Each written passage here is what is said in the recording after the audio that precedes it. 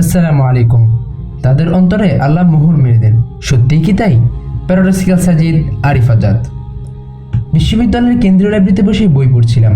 সাজিদ পড়ছিল অ্যান্থনি মাসকারেনহাসের বই, বাংলাদেশের স্বাধীনতা যুদ্ধের উপর বিদেশি সাংবাদিকের লেখা বই।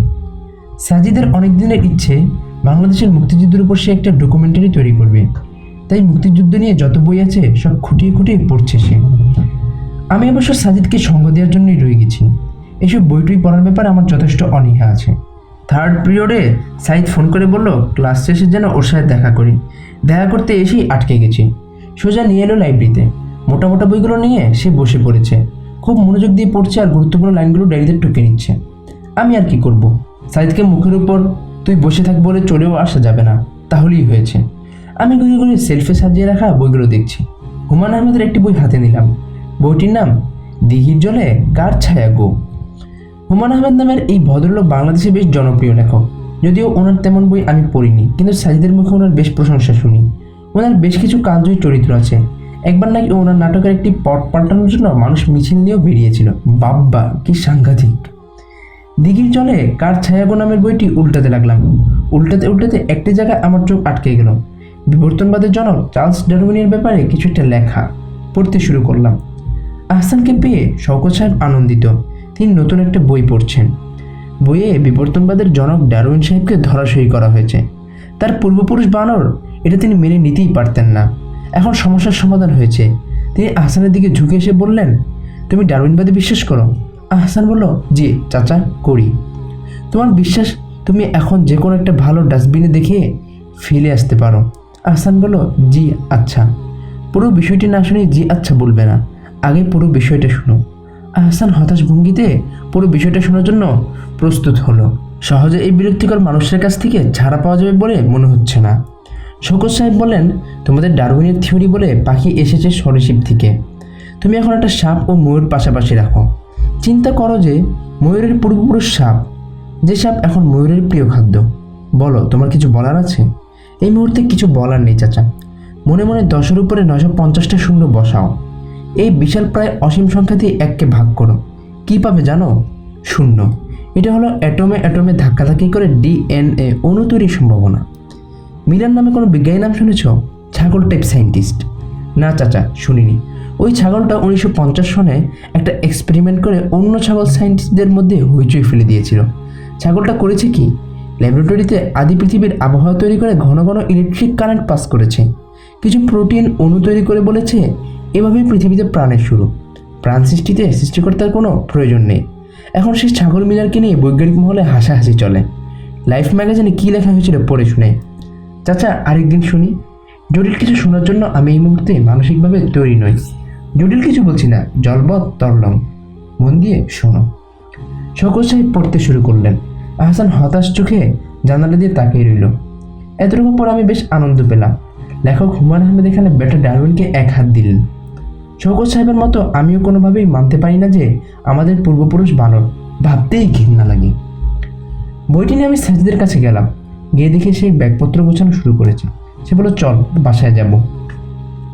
আমি তাকে হাতের বইটি দেখিয়ে বললাম, এই বইটা পড়েছিস? মজার একটি কাহিনী আছে। হয়েছে কি জানিস? আমার মুখ থেকে কথা কেড়ে নিয়ে সাজিদ বলল, শওকত সাহেব নামের এক ভদ্রলোক আহসান নামের একটি ছেলের সামনে ডারউইনের গোষ্ঠী উদ্ধার করেছে, তাই তো? আমি অবাক হলাম, বললাম, হ্যাঁ, কিন্তু আমি এই ব্যাপারে বলবো কি করে বুঝলি? সাজিদ ব্যাগ কাঁধে নিতে নিতে বলল, এই ছাড়া এই বইতে আর তেমন বিশেষ কিছু নেই যেটা দেখা দিয়ে তুই এভাবে আমার কাছে ছুটে আসবি, তাই অনুমান করলাম। আমি আর কিছুই বললাম না। বইটি সেলফে রেখে দিয়েই হাঁটা ধরলাম। ছেলের কাছাকাছি আসতেই হঠাৎ বিপ্লবদার সাথে দেখা। ওনার সাথে শেষবারের মতো দেখা হয়েছিল ওনার বাসায়। সেবার সাজিদ আর বিপ্লবদার মধ্যে কোয়ান্টাম ফিজিক্স নিয়ে যা বিতর্ক হয়েছিল সেটা দেখার মতো ছিল। বিতর্কে বিপ্লবদা সাজিদের কাছে গোহারা হেরেছিল। সেটা ভাবতেই এখন আমার পৈশাচিক আনন্দ হয়। আমাদের দেখে বিপ্লবদা হেসে দিলেন, কিছুক্ষণ কথাবার্তা বললেন। এর মধ্যে হঠাৎ করে বৃষ্টি চলে এলো। মধ্যাকাশে সূর্যি মামা তখনও বহাল তবিয়তে জলজল করছে। আবার ওদিকে বৃষ্টির বিশাল বিশাল ফোঁটা। গ্রাম্য লোকজনের কাছে এই বৃষ্টির একটি মজার ব্যাখ্যা আছে। তারা বলে, শিয়ালের বিয়ে হলে এরকম বৃষ্টি হয়। ওদের মধ্যেই বৃষ্টি। শিয়াল প্রজাতির মধ্যে বিয়ের প্রচলন আছে কিনা কে জানে। বিপ্লবদা সহ আমরা ক্যান্টিনে ঢুকলাম। বৃষ্টি কমলে বের হতে হবে। সাহিদ 3 কাপ চা অর্ডার করলো। এরপর বিপ্লবদার দিকে তাকিয়ে বলল, দাদা চা খেতে অসুবিধা নেই তো? না না, ইটস ওকে, বিপ্লবদা উত্তরে বলল। এরপর আবার বিপ্লবদা বলল, সাজিদ তোমার সাথে একটি ব্যাপারে আলাপ করার ছিল। ততক্ষণে চা চলে এসেছে। বৃষ্টির মধ্যে গরম গরম ধোয়া ওঠা চায়ের কাপে চুমুক দেওয়ার ফ্লেভারটাই অন্যরকম। সাজিদ তার কাপে চুমুক দিতে দিতে বলল, হ্যাঁ দাদা বলুন, কোন টপিক?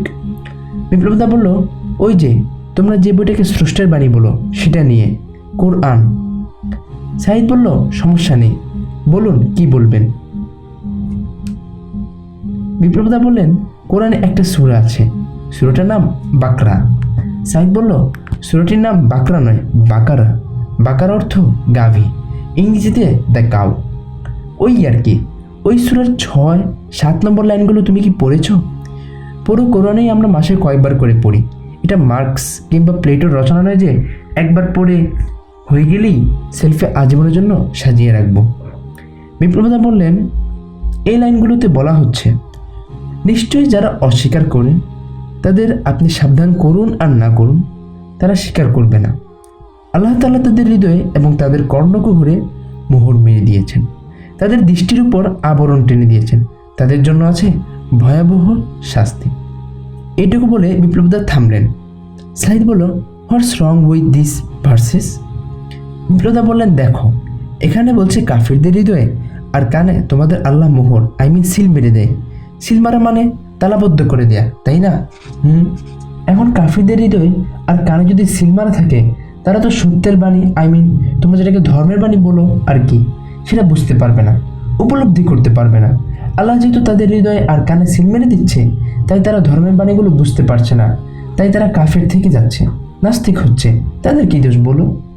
আল্লাহ হয়তো চান না তারা আস্তিক হোক, চাইলে তিনি নিশ্চয়ই হৃদয়ে আর কানে সিল মেরে দিতেন না। আবার শেষে এসে বলছে তাদের জন্য আযাব অপেক্ষা করছে। এটা কেমন কথা? একদিকে সিল মেরে দিয়ে সত্য বোঝার থেকে দূরে রাখছেন, আবার ওইদিকে আযাবও প্রস্তুত করে রাখছেন। ব্যাপারটা কি ঠিক বলো? বিপ্লবীদের কথাগুলো আমার কাছে খুব যৌক্তিক মনে হলো। আসলেই তো এই আয়াতগুলো নিয়ে তো এভাবে কোনোদিন ভাবিনি। আল্লাহ তাআলা একদিকে বলছেন কাফিরদের অন্তরে মোহর মেরে দেন, আবার তাদের জন্য শাস্তির ব্যবস্থা করে রেখেছেন।